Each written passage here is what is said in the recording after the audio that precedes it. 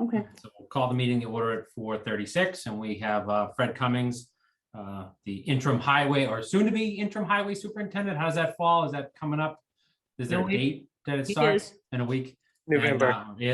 And sit as the highway representative on the committee. So to start, we had old business. There were a couple things I wanted to bring up, one of which kind of segues into one of our sign requests.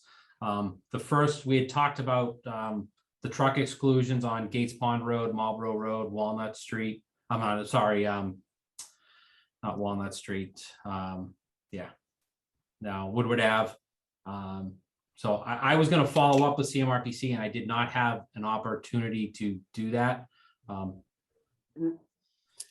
So I think what we're going to need to do, and Tim, this is going to fall into one of the things that they had said with that is that they could use our counts that we have, that we would select on some of those roads or all those roads, or we could pay for additional counts. So I think we're going to need to look at having someone else that can spearhead that and reach out to CMRPC. It was Robert Raymond that I was working with to look at that if we want to proceed with those roads that we already have as truck exclusions, to actually formalize it with the state. One other recommendation I would make in light of having another tractor trailer stuck would be Crosby Road between Pleasant and South. And we do have a sign up there to try and discourage trucks from coming through, but there is no exclusion there. It seems that 3 times a year or so we're getting a tractor trailer that gets stuck in Tim's field. So that may be something we want to look at as potentially adding an exclusion, because at least what that will do is when we formalize these truck exclusions, the GPS services that the truck drivers subscribe to, it actually puts this into those systems. So as they're looking for directions, it eliminates roads for them to travel on. I think that's part of the problem that we run into with Gates Pond, especially, is that they're able to continue on those roads without yes, you travel in 25 yards onto the road and there's a road that a sign that says no trucks. But one, it's already too late, but 2, it doesn't show up on their GPSs. So when they're redirecting off the highway to avoid traffic, it sends them down Gates Pond. So I don't know if there's anyone that wants to spearhead that. I know that we have a highway department and a police department that are going to be in transition. If we want to wait to see if there's someone that may be able to take that on. Tim? Yeah, I'll talk to Ray. Okay. Yeah, that'd be good. Robert. And so if you exchanged emails? So we did, yeah. So I can send you his email. So we just a couple. It was early on, but I'll send you his email address. If you can send me whatever you and he have exchanged. Yeah, it was just an initial. I was asking about thickly settled areas in town and truck exclusion. So I'll send you what he initially sent to me, just about what the process would be and how they could help us with the truck exclusions. I'll take care of that. Okay. Secondly, we briefly touched on possibly proposing a Jake brake exclusion bylaw. So I think that's something that the committee should take up before annual town meeting next year. And just to keep that on the horizon. And if you look at and kind of to segue into our street sign requests, we received 2 requests in relation to our discussion with Lucy Ayers at our last meeting. One of which was a no Jake brake or no engine brake sign just past her house as trucks are going down the hills. I think it would be premature to post something excluding the use if we don't have anything in place as an enforcement mechanism. I don't think we want to put up signs just to put up signs. I think that starts to put us in a position similar to what we have now on Woodward Ave and Gates Pond with the truck exclusions. So I just don't know people's feelings on that. I know Fred and I talked about it a little bit already. That it just seemed like that we were getting ahead of the game. Through the chair, Mr. Chief, I on the Jake brakes and signs, I completely agree. I don't think there should be signs put up unless and until there is a bylaw in place where there could be some sort of enforcement mechanism. It's great saying don't use Jake brakes, and On some, like the earthwork permit, the board just recently issued, they said no Jake breaks. So maybe for things like that, they could do it on a case by case basis, but Right. to put up signs, I think a bylaw would be needed. Yeah, I think we start putting up signs for things that we can't enforce. What's the Yeah. point? You know, we've already, then residents are gonna look at us like they come to me at Gates Pond Road and they say, it says no trucks and there's trucks driving down the street. And I tell them, well, unfortunately, the signs were put up, but the formal paperwork with Mass DOT was never completed to actually have a truck exclusion. So we don't have any enforcement authority to do anything about it. But I agree on that one. So I would just to the members of the committee, as you meet in the next couple of months and, you know, as you lead up to spring town meeting, a Jake break bylaw discussion, I think should happen. To look into this, you know, it won't exclude Jake break use for emergencies when they need it. But I don't think it's needed. You know, we run into it a lot through the center of town. We had a complaint about that already that we kind of touched on. And now with Lucy's complaint, completely understand with people that are living on hills that are dealing with it on a daily basis, especially with the truck traffic. So I think it would be a benefit to the community to look at that as we move forward in the future. The second request was for a slowdown or something to reduce speed, blind driveway prior to her driveway. That's kind of what we discussed with her at the last meeting. I think this is a reasonable request. You know, I would sign off on it for the police review. I don't know if anyone else has any feedback on that. You know, understanding, of course, that each sign costs money. I do think that, you know, with respect to public safety, I think adding a sign like that makes a lot of sense. And while we're on that topic, Fred, has Highway been able to get a sign and put up a sign for Linden near the conservation parking area there yet, or is that on the list? Actually, that was on a list. That's when I talked with Keith this morning about the two signs that he discussed. So we could add that to the list for Linden Street. There was another one that he had to order. Okay. I don't think he's ordering them yet because he got tied up with something else today. Okay. All right. So for everyone's information, there's a blind hill and corner right before the entrance to that parking area on Linden Street. And so it really is a public safety issue, especially with the number of 18-wheelers or large trucks that drive by on a daily basis now. So that's just that was another sign that was requested. So I have a comment and maybe a request, Margaret, for our street sign request forms, and then maybe Yes. get back to the board. Yep. So as we have it right now, we have highway department review, police department review, fire review, and then a select board taking an action. But we've started taking these up in our meetings here. Yep. And in theory, highway department, police department, fire department are all at the table.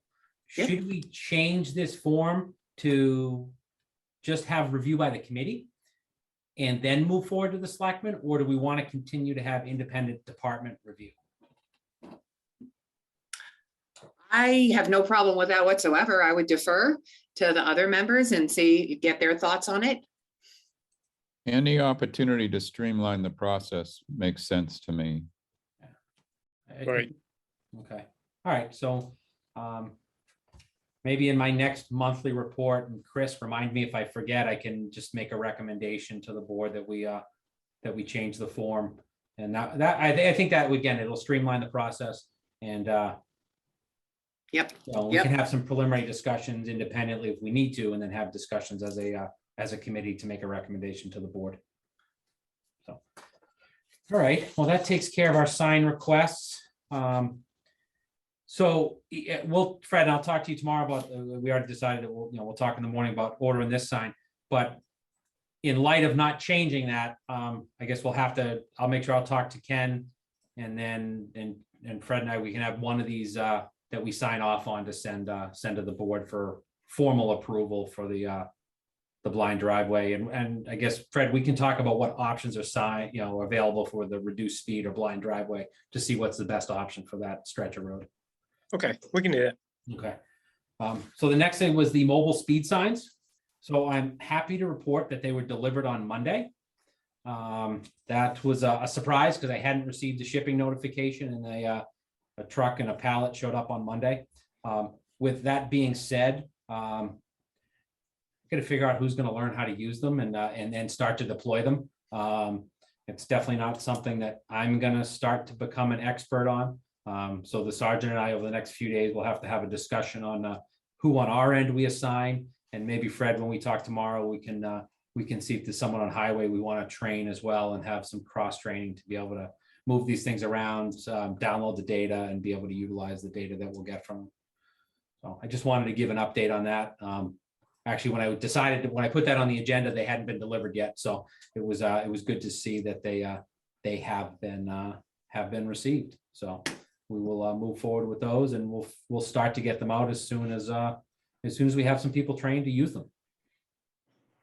So next is road safety projects, and I know Bob Blair's in the audience. And I can- Bob to the forefront. He had some questions and some concerns about South Street, and maybe something that we can start to consider, again, especially as we enter the budget process and and start to look at what our expenses will be for next year.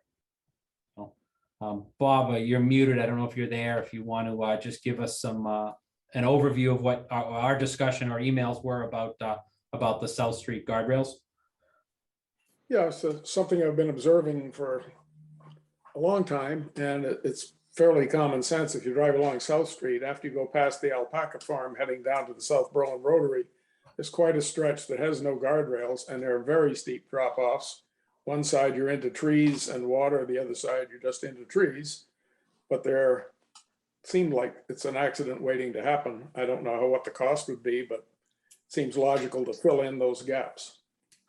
Is there any accident history in that area, Chief? Actually, the sergeant and I were talking about it not too long ago, and in his longer career here, I think he mentioned maybe one from that whole stretch of road that's gone down, and that might have been before the guardrails were in on the whole section. Correct me if I'm wrong, Eric. Yeah. So we have had some crashes in that area, but none in the sections, or I shouldn't say that. There have been some in the sections where there is no guardrail, but nothing that's resulted in a car going down over the edge in recent years. So Fred, what are your thoughts on guardrails on that stretch? We can look at it. I know we did the left-hand side back in like 2018, I think. And the ones that are there, we haven't really had any cars hit them. Like they were saying, I remember there was one accident, but it was on the straightaway. Once you got past the corner, that was a truck that left the roadway. But that wasn't anywhere near where it was the water. It's more or less coming into the railroad bed. At that point. What about the stretch? Lynette Wheeler rolled in that stretch. She Yeah, rolled they a car. hit the rock. That was prior. It was prior to that. Yeah, stretch. that was up prior to the alpaca farm. Prior to, you mean, prior to would mean south? Yes. I'm sorry, no. They were directly across from the alpaca from Yeah. the ledge. The ledge there Yeah, at the yeah, alpaca. where there wasn't a drop off. Well, I was there. I was the first person at that accident, and there is a drop off. She rolled. Her Yeah, no, but tires, she her hit- tires she went- caught it. She went up the rock and rolled into the road. They were on their roof in the road. No, they were on the side of the road. They were off the road. I was there. Yeah, but they didn't go down over the embankment. No, but there's a very steep, to Bob's point, there's a very steep drop, and her passenger side tires ran off the road and they dropped and it flipped the vehicle. And it was all along the side of the road. There isn't a ravine there, Yeah. but it's a steep drop off from the road surface. Yeah, there's plenty of room there. We typically run radar in that spot, just past that ledge that she hit. On the right-hand side, there's a turnoff where we park the cruisers. Thanks for letting me know that.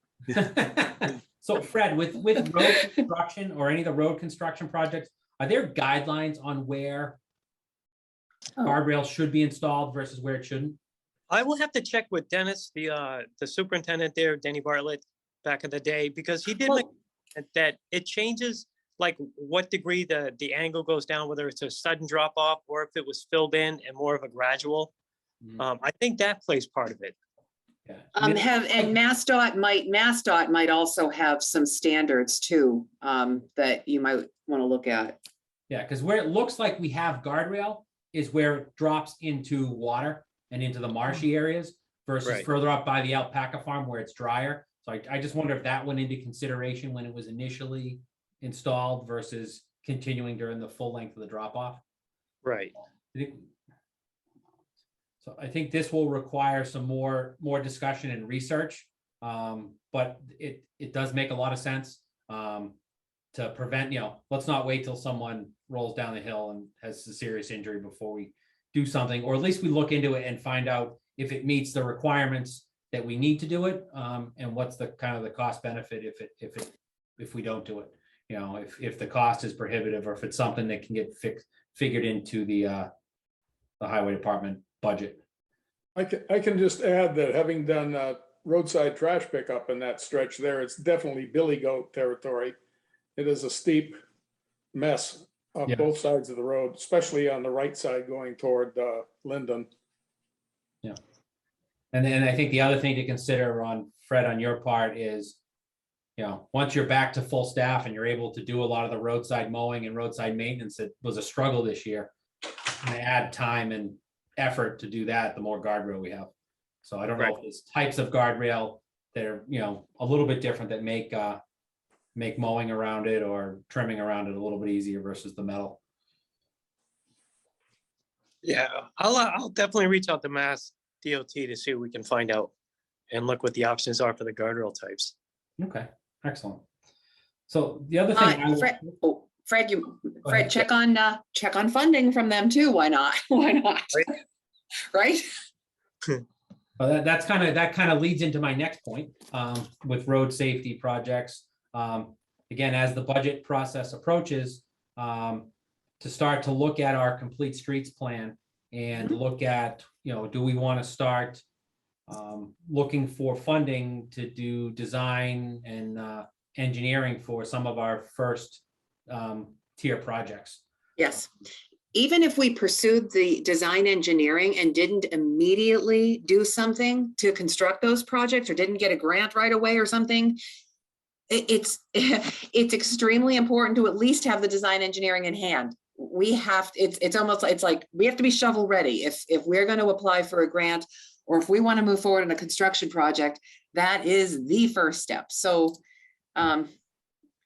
I completely agree. I mean, I'd like to look at programmatic funding sources for that, but I actually do believe that we might have some opportunity with our ARPA funds and the infrastructure. Yeah, the infrastructure upgrades that will be eligible for ARPA funding. So we might be able to do it, outside of local funds to start. So I'll keep an eye on that. And that would be really nice if we could do a chunk of those complete streets things, and maybe have bigger traffic studies done too, Chief. Yeah, I had actually received a correspondence from a woman who had been walks regularly on South Street. I think, Chris, that lives in your neighborhood. And she was just concerned about the walkability of South Street and traffic in general. And she'd actually expressed interest as possibly for the other vacancy we have on the committee. So I did provide her with the link to the meeting, but obviously she must not have been available. But I'll reach back out to her and see if sitting on the committee is something she's interested in, because we do have that final vacancy that was never filled initially for that at-large member. Is that at large? Okay. And maybe we should look at the composition altogether anyway, because, I forgot Anna's not here either. yeah, We have our building commissioner on this, but honestly, I think his input might be needed once in a while, but to just be a regular member of Traffic Safety Advisory, not so sure that that's required of him. that was because I don't know if he's been at any meetings yet. No.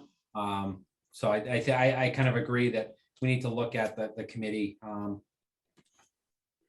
And one of my thoughts as we looked at it was I'd like to have someone that's got some more influence or input through the schools That's a great idea. You know, whether it's someone, you know, a school designee, and that could be, you know, the parent teacher association or someone from that where the school has some input, because I think a lot of this directly affects the young families in town. So it would be nice to have some input from them. So as we move on to new business, did anyone have anything else they would like to bring up?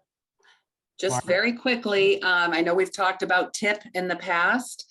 I'm meeting with Sujatha from CMRPC, and I think Kevin Krasinski is also going to be there from CMMPO. And we're going to talk about potential corridor project planning. Maybe not jumping right into the TIP project, but really talking about areas of need. And I invited Fred and Tim to that as well. So yeah, and that's something I'm going to attend that. And I can take notes and report back to the Traffic Safety Advisory Committee and the Select Board on that meeting. And that's when? That's the 20. It's Monday, the 18th at 2 p.m. Yeah. So we'll be meeting the 18th. So hopefully we'll have some good information, because we've had a lot of discussions as a result to our projects. But funding and trying to figure out what direction we go has been an issue. Other thing to discuss, and I think we need to maybe look at, and I don't know if it should be through the sign requests, but so the select board has passed parking regulations. We've had some discussions about parking around 19 Carter, the highway. I met with Highway and Paul McKelk there to discuss some possible street markings to mark some parking spaces. You know, we had an instance today where I was with one of the officers and we kind of looked, I'm like, oh, there should be a no parking sign there. Do we, you know, for street sign requests and no parking, are these some discussions that we want to have through the sign request process? Or do we want to start and have a meeting, and I say we, do you want to start and maybe have a meeting to look at different areas of town to post as no parking, at least initially? Because we have some areas that are posted on Route 62. But as we start to move into enforcement by the police department, I think there's definitely some other areas that should be considered. So I think that's something that in the next few meetings, again, that the committee should start to take up and look at. I would suggest, I mean, this is my thought. So that really should come from the police department. That's definitely a public safety issue and a police enforcement issue. So if the police came to the Traffic Safety Advisory Committee to specifically address those areas, we could then take recommendations to the select board. Or maybe that's the right course, I think, unless it's, you know, it's coming directly, if it's an urgent public safety matter, maybe Right. directly from police. Yeah. To select board. Yeah, I think if it's something that crops up, that you're right, that if it's urgent and needs immediate attention, I think that should go right to the select board. But if it's something that, you know, the town's been living with it for 100 years, and now we can start to look at addressing some of these things that have become issues, you know, and go from there. When it comes to our parking regulations, I don't know if anyone has had a chance to look at what the select board approved. I had one concern that I briefly discussed with Chris today, and I'll discuss with the board the next time I'm in front of the board. But one of the things that was added that wasn't on the draft that I initially provided was no overnight parking, period, in town. I'm just, you know, I have my personal feeling. I think that some of the people in Carterville that have tiny driveways that park on part of the public way most of the year, but are able to make arrangements in the winter to move them out of the way, doesn't cause any problems and hasn't caused any problems for years. You know, especially you know, some when you first come down Carter Street and you're on the left-hand side where they're parking up against the rock walls, you know, they're technically parking on the town right away and would be subject to no parking. But if you see their driveways, it doesn't allow them much alternative. You know, we did have a newer family in there that we worked with this winter that I don't think had any idea about it, to you know, work with snow removal. But my recommendation to the board is going to be that they change that, and that, whether it's no overnight parking for certain times of the year, whether it is November 1st or December 1st to the end of February, or something that at least restricts, certain areas. We don't have a lot of issues with, and Eric, correct me if I'm wrong, if there's anything you can think of with overnight parking on the roads in town, that we would need to have a general ban all the time. No, I mean, the DPW is good about letting us know if there is an issue, but I don't ever recall ever towing a car in the last 26 years during a snowstorm that was parked on the side of the road. Yeah, and then what about even the rest of the year? I mean, I think there's very few times, based on people's driveways and the way things are constructed, that there's cars parked on the road anyways. And when they are, even if they're overnight, Chris, I look at your neighborhood. If there was a car that happened to be parked on the side of the road overnight, that's really not going to cause anyone a problem. I don't know if we really need to ban that. Yeah, there actually is, I think, one neighbor that may park on the street. You probably have too many cars to park on the Right. driveway. But, I think if we restricted it in the wintertime to not, to then Right. allow highway to successfully clear all the roadways, then that would accomplish what we really needed. I don't think it becomes a safety issue of people traveling up and down the roads to have a ban, a constant ban. Yeah, and the standard is November 1 to April 1, correct? I think And that I would mean, just to be, have that memorialized in the regulations, I think Right. is a good idea. Yeah. I don't think it's really established anywhere else. right.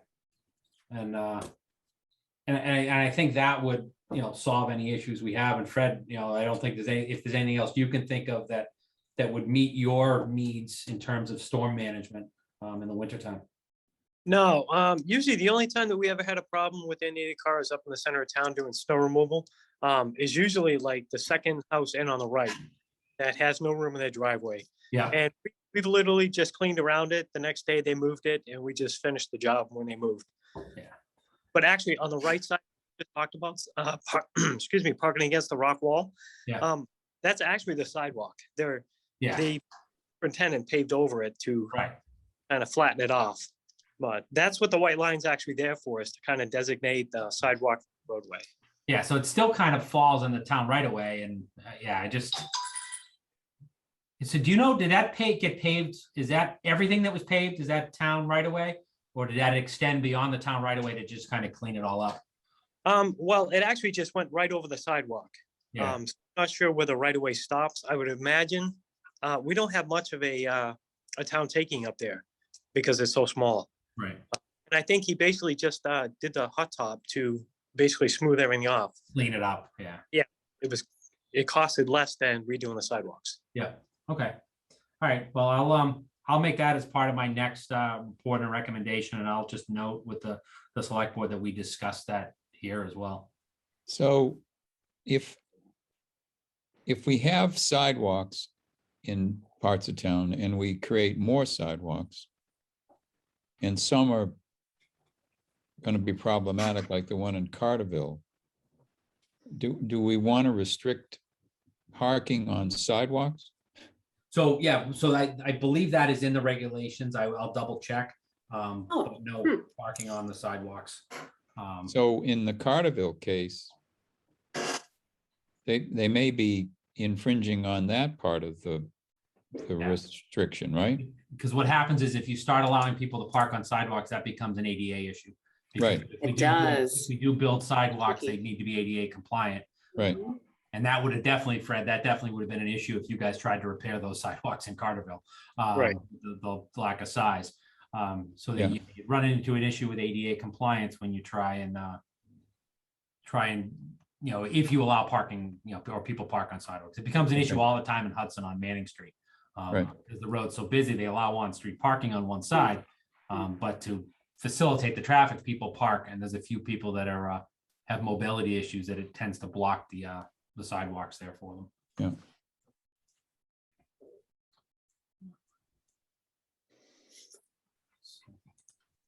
All right. So I guess with that, I can open it up and the rest can have a discussion on voting on a new committee chair, as this will be my last meeting, I believe.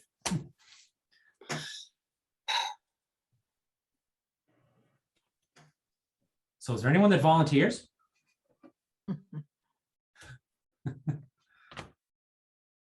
All right, who's not here that you want to vote in? All right. Richard? No, we'd never meet. All right, I don't know if I don't know if I'm allowed to chair because I'm a non-voting member. I could do it on an acting basis if the committee wanted me to do that, just in case we have, street sign requests that come forward. I'll leave that to the committee to decide. Well, the makeup of the committee is gonna, you're gonna add a new member potentially, and then you've got some changes, and Yeah. if you would serve, if it's allowed, on an interim basis, until there's new members and we settle down again, it probably would be beneficial from my point of view anyway. If you were gonna do that, would it make sense to do it with a deadline? To kind of look at it that, things will hopefully settle down, within a month or so on the police side. And, and then, on highways is kind of seems to work itself out, to make it for 60 days or something where so that it doesn't just drag on and gets revisited kind of quickly. I think that's a great idea, but I don't have a vote. But I think November 30th is also a great idea. Setting a timeline, November 30th. Yeah, and that's close. That's almost 2 full months. And then that would allow the committee to at least meet in November and discuss it and see where the police chief process stands. And it just, as I think about it logically with with traffic and dealing with traffic, police and highway stand out. So that, one of those department heads acting as chair seems to make a lot of sense to me, just because they're vested in it so much on a daily basis. So again, just my opinion. I agree fully. And so, I think if we can have Margaret serve as an interim for, till December 1st or something like that, November 30th, that would be ideal in my mind. And I could work closely with police and highway to make sure that we have agendas up to date. And I would like to meet, maybe once again, at least once in November, unless something, bigger comes up. We might have updates on various items. So I would accept that as a motion if there's a second. I'll second it. And then it would be a vote. And I guess the only ones voting would be Mary, Tim, and myself. So Am I a voting member? I'm not sure I am. I'm liaison. Oh, yeah. you're right. yeah. Yeah. You can't vote it. Tell you what, I will just step in. I'll call your meetings. We'll go chairless for November. November. And we'll still get stuff done. Oh, my goodness. Oh, All right. How about we do that? I'll just, yeah. I can book. I don't know. Did we ever vote the members, exactly?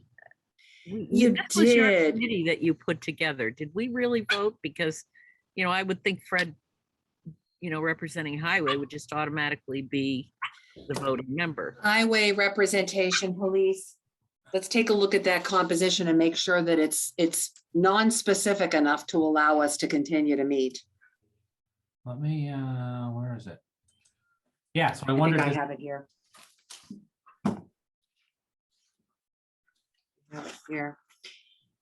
And is- Police chief, highway superintendent, fire EMS chief, building commissioner, town administrator, non-voting, and one designee from planning board, capital planning committee, and finance committee, non-voting. Okay, So actually Fred could be a voting, as the highway superintendent. It doesn't say we would have to add his name in there. It's just he steps in as the highway superintendent and automatically is on Great. the committee. So Right. we can vote for Margaret. Yeah. I think so. I mean, we All right, have, go right we ahead. have a quorum, but we only have 3 voting members. Oh, okay. That's right. Uh-huh. Finance committee, yeah. But we only would have 6 voting members anyways. So that's half of our voting members. So to me, that works. There you go. There you go. That works. All right.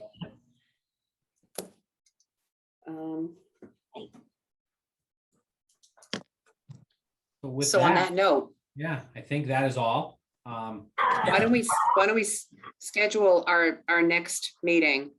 And we're gonna have a special guest at that meeting. The chief from Sherburne's gonna be visiting. Kidding. Let's see, how about, would November 10th work for everybody?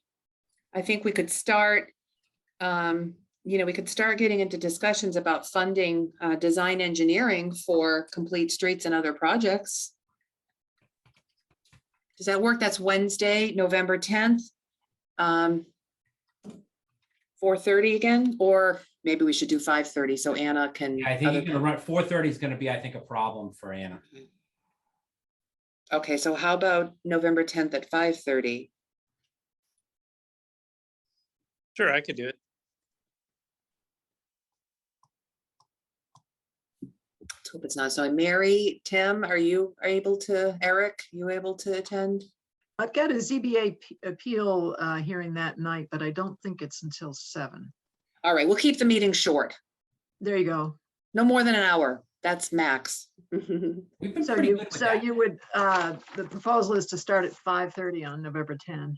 5:30, November 10th, Okay, and we'll do it by Zoom again. I'll schedule it and send everyone the Zoom link. thank you.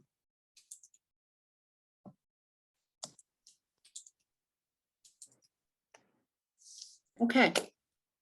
Chief, thank you very much for your leadership. Oh, you were the impetus to this committee being formed. So thank you very much. We have a lot of work to do as we move forward. So I just want to thank you for putting this proposal together and getting us off the ground. Thank you. Thank for everyone for participating. We've had some good discussions, and I think we've kind of got the roots in for where things need to start to move for the future. A lot of things, discussions, that Tim, you and I have had a lot of them, over the last few years, and this is kind of a way to start to formalize it and get some things moving. So it's a good thing for the town. Well, thank you very much. You've Yeah. been a big impetus, so that was great. Excellent. Yeah, thanks, work. Chief. There's a lot of work Thank to you do. all. I'll see you All all. right, everybody. Tim and Chris, do you have a minute to hang on the meeting once? Oh, we didn't adjourn yet, and I can't vote Motion on to it. adjourn, and we're adjourned. Done. We're adjourned. Okay. All right, Fred, I'll see you in the morning around like after coffee or coffee time. Okay. Hereby Bye, everybody. All right. All right, have a good night. Bye, Mary. Bye. Bye, Fred. Bye, Sarge. Yep. Oh. So as I was saying. And Chief, I- you can stay too. You can Okay. stay too if you'd like. Yeah. So before the meeting, Chris, I mentioned to Tim that we have this proposal from the Woo Sox. They'd like to locate their affiliate team in Berlin and open up, fields for Berlin's youth and things like that. So we started the conversation. So we ended up on conservation restriction, and where are we? What does that look like as far as prohibitions?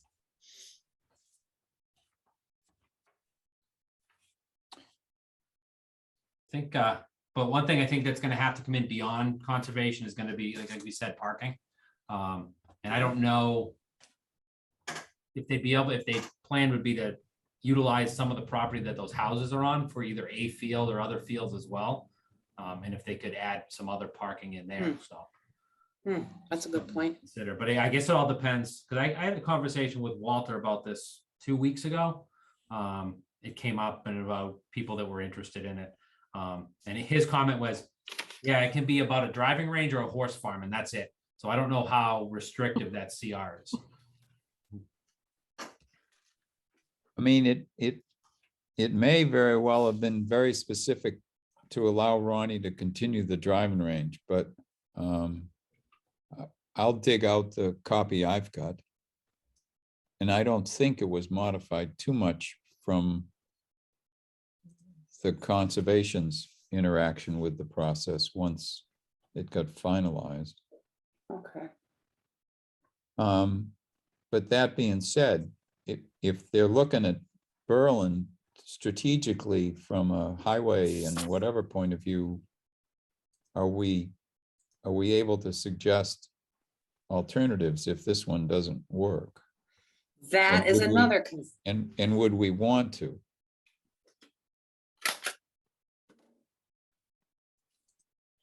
Mhm. What do you think if it the makes sense. reaction would be, Tim, to having something like that in Berlin? Well, I'd be interested to hear what I can't imagine the traffic would be that significant. I mean, is it comparable to what goes on a smaller scale with soccer up in Lancaster there on Route 2, with multiple fields? That ends up attracting a good deal of traffic, but it's not in and out. I mean, it's people coming for an extended period of time. So it's not like a retail use that's got cars, in for half an hour, out in, that sort of thing. The turnover isn't dramatic, I wouldn't think. And so it'd be interesting to see what their projections might be in regard to traffic. Yeah, Yeah. it depend on their use. I kind of live in this world right now, especially in the summertime with my daughters in softball. If they're just running practices and things like that, it's not bad at all, or single games. If they do have some sort of an event where they run a tournament, that's where you see the traffic. But like you said, it's usually the people come in and they have 1 or 2 games and then they're gone. And you're not getting constant in and out flow. It's usually like 2 to 4 hours, and then people are gone. They may come back for a game later on, but it's just the turnover in between games is when traffic can be bad. But we were in areas, just for an example, this summer in Billerica, and there were 7 fields, and traffic never seemed to be an issue. Well, think about occupancy at the hotels too, when they're hosting other teams and things like that, that could be. Or restaurant use at River Bridge, Yeah. any of that, So, they'd want lights, I would imagine. Oh, yeah. And remember the discussion that came up about that with That's the potential soccer fields across from Spooky World. Right, That didn't go well. right. Well, it wouldn't Oh. generate any more traffic, I wouldn't think, than Spooky World did. Well, Tim, would you be interested in talking with him? I have his number, and I don't know if it's anything that you want to get involved with. I've kind of brought Richard into the loop, but just for preliminary information, I don't know if you'd like to have an initial conversation with him to pick his Yeah, brain. sure. I'd be willing. Okay. I'm trying to remember when that CR came into effect. It probably was 15 years ago or so, maybe even longer. So it might be longer, I think. Okay. All right, I will shoot you his phone number. Okay, So you can talk with him. Okay, and I can't think of any, I don't know if River Run would be a possibility because of the terrain there. Yeah, not really. No, okay.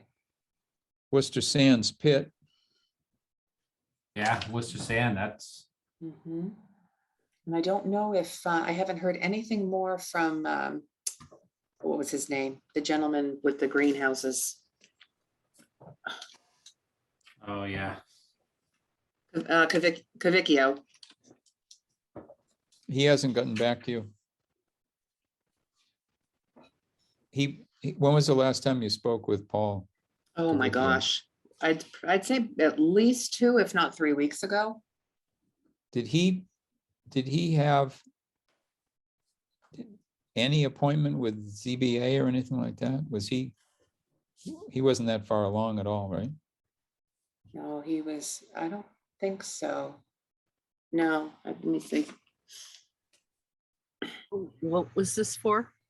This was for Cavicchio Greenhouses. He wants to put greenhouse or nursery operations at the sand and gravel pit. I don't think he's been to ZBA because I've been to the meetings. There was a question regarding the bond that's still filed with the town by Worcester Oh, Sand and yeah. Gravel to see Yeah. if that could help close it. Earthworks had a meeting and I don't know, he might have come, but they didn't have a quorum. So I don't know if he's still speaking with Concom. I could check with Carolyn, but I haven't talked with him in a couple of weeks. So That wouldn't be bad, because I mean, they're relatively low impact traffic wise and those kind of things where they are on Union Street in Sudbury, so. mhm. And that's a much more densely populated area, so. I mean, where the pit is zoned limited business, and I don't know what the price tag on the pit is. I mean, what they're talking about, $1.2 million for that South Street site, the Yeah. driving range, so. Or is it more now? Is it still $1.2 million? I think so. I I don't know. think with anything, it may have dropped because it's been on the market so long. But This guy, honestly, this guy seemed ready to just make an offer. I was like, whoa, wait a minute, let's talk. yeah, it'd be interesting how that CR is drafted, though, if it would allow it to happen. Mhm. The lights would be an issue. Traffic is a potential issue. They need to have a What- traffic plan. Tim, would they be coming to planning board with that proposal to develop that? Site plan approval, and that would all go to ZBA. Oh, it would go to ZBA, okay. Are there lights currently there? Well, there were for the driving range, and they must still be up Up, and operational. but these, if it was baseball, softball, they'd probably want them higher Mm. than the current ones. Yeah, and they might want them from different angles. Yeah, because I don't think there's any along the back. They were all facing towards the back.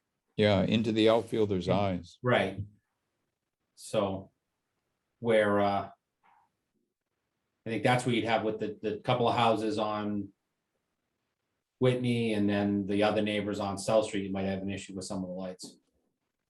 Yeah, the problem I mean, it also impacted people on Pleasant, like Janet Campbell. There may be more growth there now than there was to protect, but she got a pretty clear shot of the driving range lights into her house. Okay. Was it hours, certain hours that were allowed, or? Yeah, but they were operating until after 9 o'clock at night, I think. Well, So, if they were doing 4 fields, I mean, would they consider lighting one field and leaving the others unlit for day games or something like that? I mean, is there kind of a It would strategy? depend on the configuration. I have no idea how they. Because they wouldn't want to put it, depending on how they were putting the fields, they wouldn't want to put any lights into the outfield areas if they were, if the infields were if they were all facing each other. It would really come down to configuration and how they're looking at it, how they would light it. Hmm. But most of the times where they do field complexes like that, they try and put all the backstops in the middle, and then the fields go out from there. So they have perimeter lighting all the way around, and then a few lights in the middle that shine outward. Oh, yeah. All right, well, I thought it's a very interesting proposal, so Yep. Tim, his name is Nick, I'll give you his number and connect you with him to chat with him. great. Okay, good. All right, everybody. Have a Okay. great afternoon. Take care. All right, All right. see ya, bye-bye. Bye-bye.